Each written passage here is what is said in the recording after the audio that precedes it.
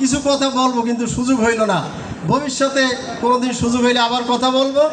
বাংলাদেশ জামাত ইসলামী এই জিনিসটাই চায় যে আল্লাহর জমিনে আল্লাহর দিন প্রতিষ্ঠার জন্যে যদি ওইভাবে জীবনটাও বিলিয়ে দিতে হয়, তাহলে জামাত ইসলামী তাতে রাজি আছে।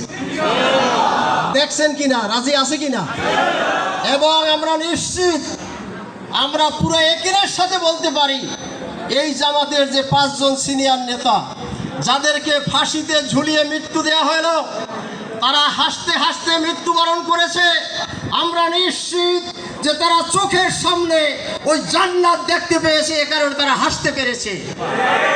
যদি তারা জান্নাত না দেখতো, তাহলে তারা অলিগলি পথ খুঁজতো যে কিভাবে এখান থেকে মুক্তি পাওয়া যায়, ফাঁসিতে কিভাবে না মরিয়ে পারা যায়। কথা ঠিক কিনা?